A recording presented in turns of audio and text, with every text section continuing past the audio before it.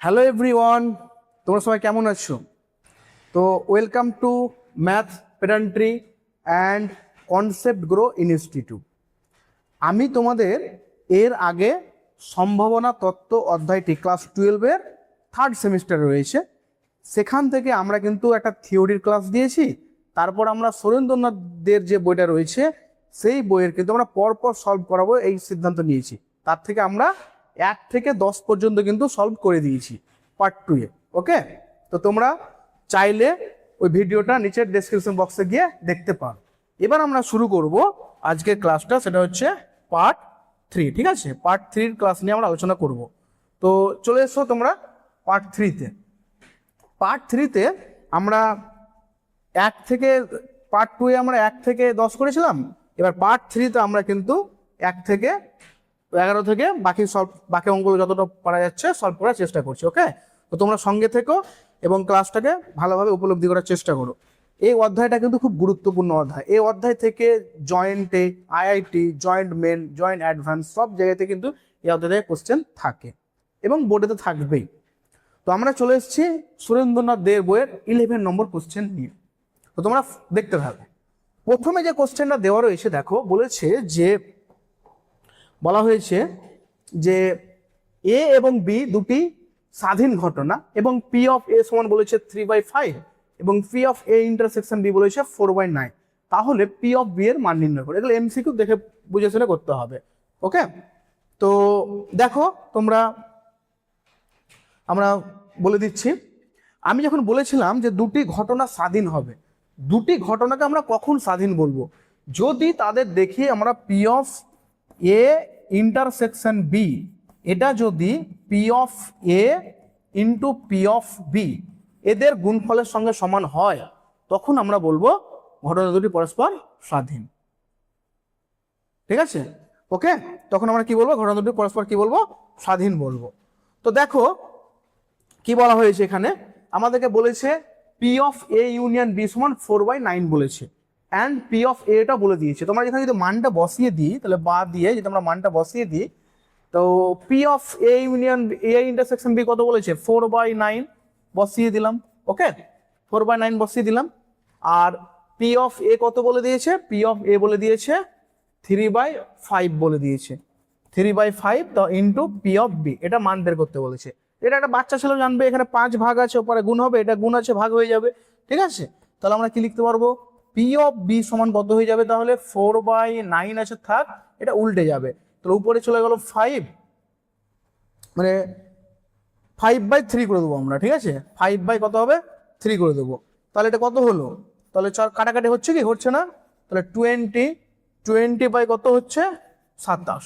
তাহলে 20/27, অর্থাৎ আমাদের এখানে যে দেখতে পাচ্ছি সেটা হচ্ছে ডি অপশনটা হচ্ছে কারেক্ট অপশন। ওকে, তো চলো পরবর্তী কোশ্চেন আমরা চলে যাচ্ছি। Question number 12। কোশ্চেন নম্বর 12 দেখো কি রয়েছে। আর এই প্রশ্নে একটা কথা বলে রাখি, আমাদের কিন্তু পিডিএফও আছে। তোমরা যদি চাও যে আমাদের পিডিএফ দরকার, তাহলে অবশ্যই হোয়াটসঅ্যাপে নক করবে। ঠিক আছে, তো দেখো পরবর্তী কোশ্চেন 12 নম্বর কোশ্চেন। ওকে, 12-এর কোশ্চেনটা খুব ভালো কোশ্চেন। এই অধ্যায়ের সব কোশ্চেনগুলো কিন্তু ভালো ভালো কোশ্চেন রয়েছে। ওকে, একটু ফলো করবে। তো নেক্সট দেখো,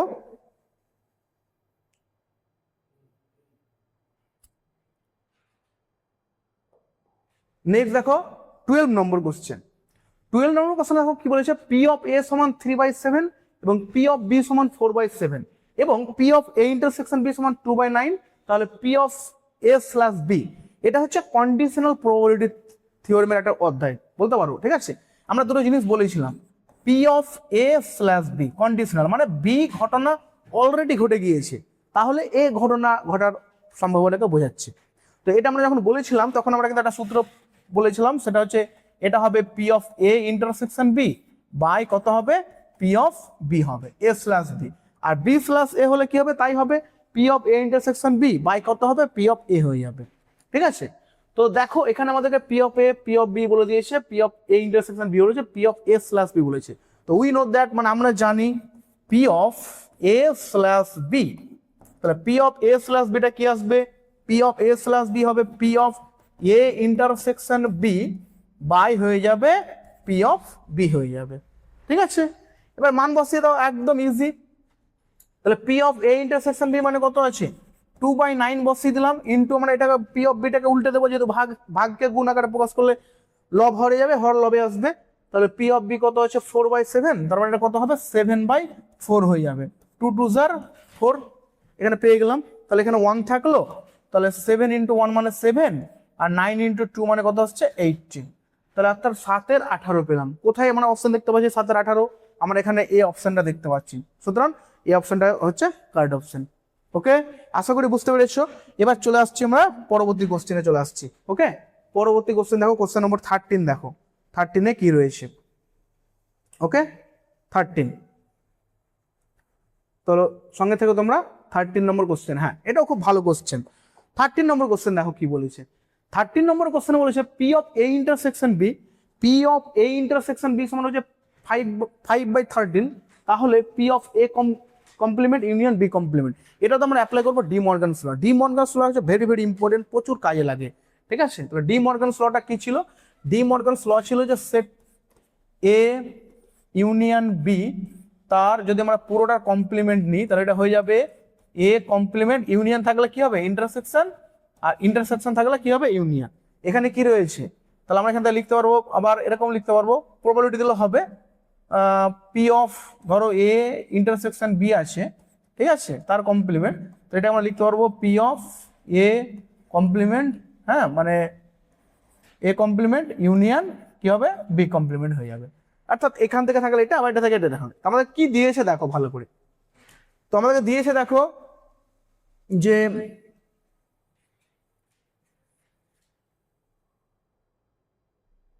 পি অফ পিটা পরে বের করছে, আগে দেখো কি বলেছে, A complement union B complement বলে দিয়েছে। ঠিক আছে, তো A complement union B complement বলে দিয়েছে, তো এটার ওপর আমরা পি লাগিয়ে দিচ্ছি। তাহলে এটা কত পাবো আমরা ডি মর্গানস ল অনুসারে? তাহলে এটা হয়ে যাবে P of A intersection B, তার পুরোটার কমপ্লিমেন্ট হয়ে যাবে। ঠিক আছে, এটা হবে। আবার আমরা এটাও জানি যে ধরো একটা কোন একটা ঘটনার কমপ্লিমেন্ট বের করতে বলছে। কমপ্লিমেন্টটা কি অ্যাকচুয়ালি কি ছিল, ঘটনাটা ঘটার সম্ভাবনা যদি 2 এর 7 হয়, তো না ঘটার সম্ভাবনাটা কত হবে, এটা হচ্ছে বিষয়। তখন আমরা কি করেছিলাম, তখন আমরা এটাকে 1 মাইনাস, যদি পি অফ নিয়ে নিই তাহলে পি অফ কি হবে 1 মাইনাস পি অফ এ হয়ে যাবে। ঠিক আছে, না ঘটার সম্ভাবনা হচ্ছে 1 মাইনাস পি অফ এ। তো এখান থেকে আমরা সেটাই লিখতে পারবো। তাহলে এখান থেকে আমরা লিখতে পারবো এটাকে 1 minus P of A intersection B লিখে দিতে পারবো। আবার কিন্তু আমাদেরকে P of A intersection B কিন্তু দিয়ে দিয়েছে, কত দিয়েছে 5/13। তাহলে এটা কত লিখতে পারবো 1 মাইনাস 5/13, তাহলে কত আসছে 13 মাইনাস 5/13 চলে আসছে। তো 13 মাইনাস 5 যদি আমরা করি তাহলে কত আসছে 8 আসছে নিশ্চয়। তো 8 বাই কত আসছে 13, তাহলে 8/13 কোন অপশনে পাচ্ছি আমরা 8/13 আমরা ডি অপশন পাচ্ছি। তাহলে এখানেও আমরা কি পেলাম ডি অপশনটা সঠিক পেলাম। ওকে, তো আশা করি ক্লিয়ার হয়েছে প্রত্যেকের। তো এবার চলো পরবর্তী কোশ্চেন, তো ডি অপশন কারেক্ট। এবার চলে আসছি আমরা কোশ্চেন নম্বর 14-এ, দেখা যাক 14-এ কি রয়েছে।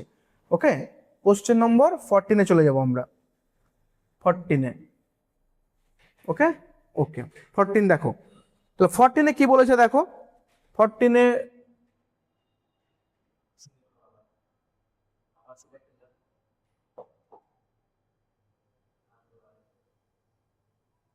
দেখো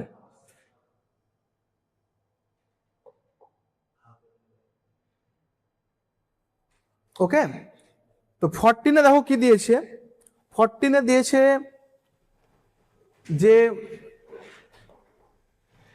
এ এবং বি দুটি প্রদত্ত ঘটনা, এবং A P of A union B, এটা হচ্ছে P of A plus P of B, তাহলে নিচের কোনটি সত্য।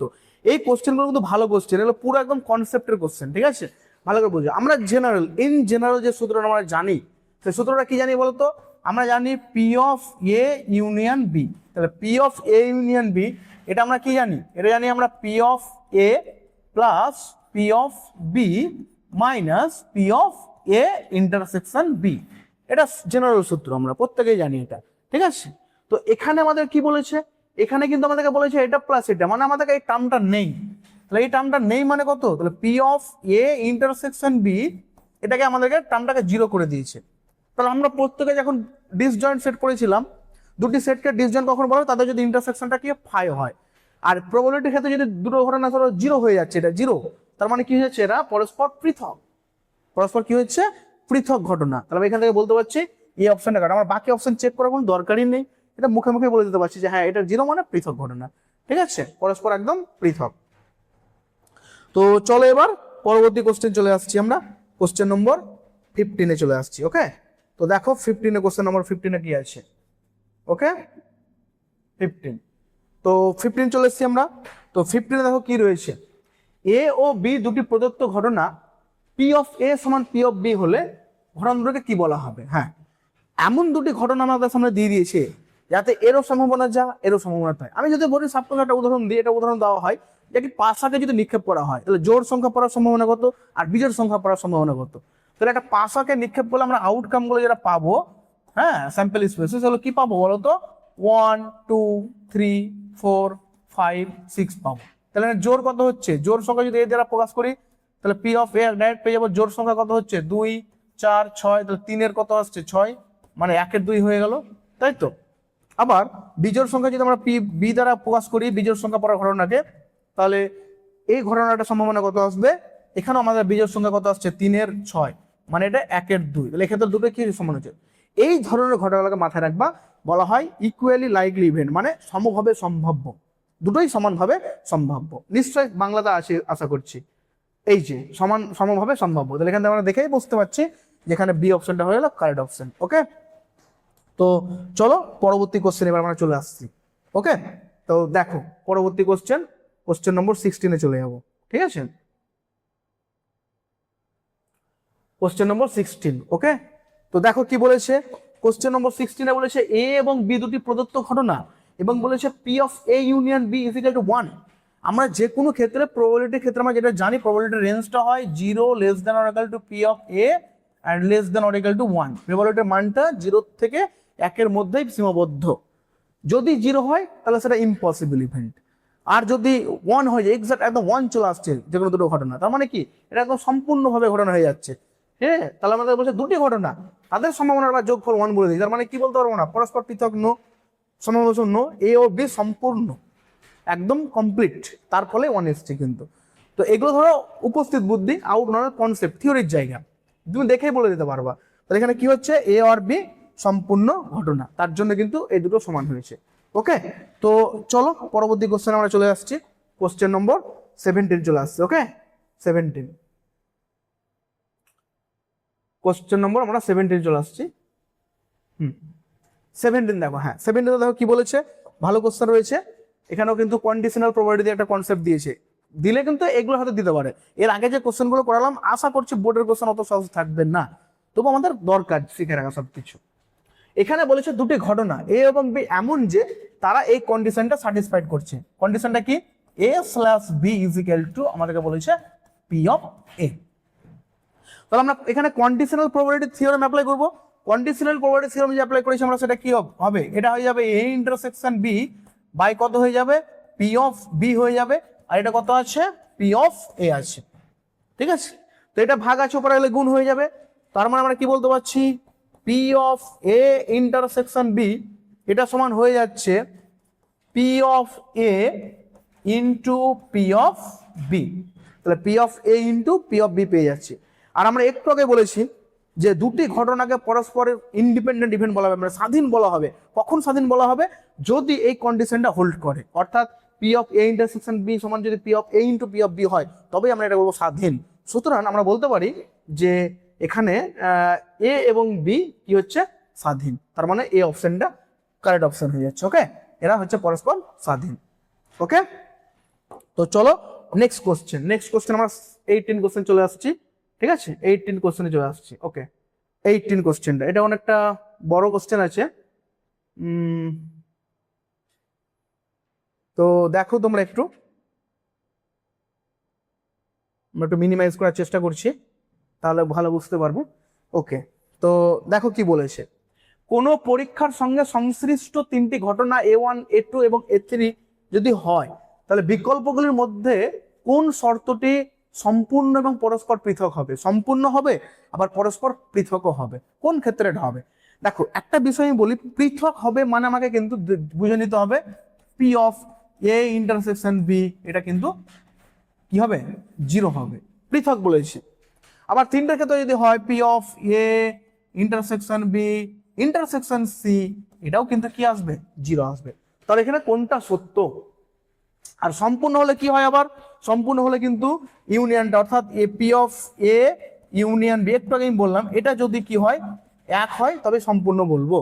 কিন্তু এখানে পরস্পর পৃথকও বলেছে, তাহলে পরস্পর যেহেতু পৃথক বলেছে, তাহলে আমাদের পুরোপুরি এটা আমরা বলতে পারছি না। তাহলে এখানে আমাদের যদি সূত্র ভাঙি এটাকে, তাহলে কি হবে, P of A plus P of B minus P of A intersection B is equal to 1 হচ্ছে, তাই তো? সম্পূর্ণ হলে এটা, সম্পূর্ণ হলে এটা হবে। কিন্তু আবার যদি আমরা পরস্পর পৃথক বলে দেয়, তাহলে পরস্পর পৃথক বলে মানে এটা 0 হয়ে গেল। তার মানে কি হচ্ছে, তার মানে আমাদের যেটা পাচ্ছি সেটা হচ্ছে P of A plus P of B is equal to 1 হচ্ছে, সম্পূর্ণ এবং পৃথক। এবার এটা আমি দুটোতে দেখালাম। তিনটার ক্ষেত্রে যে সূত্রটা ছিল, এটা আমি হয়তো জায়গায় একটু প্রবলেম হচ্ছিল, আমি লিখছি না, আমি বলে দিচ্ছি। তিনটার ক্ষেত্রে এটা ছিল P of A union B union C, সেটা ছিল P of A plus P of B plus P of C minus P of A intersection B minus P of B intersection C minus P of C intersection A, plus plus ছিল, সব plus ছিল এবং শেষে minus ছিল।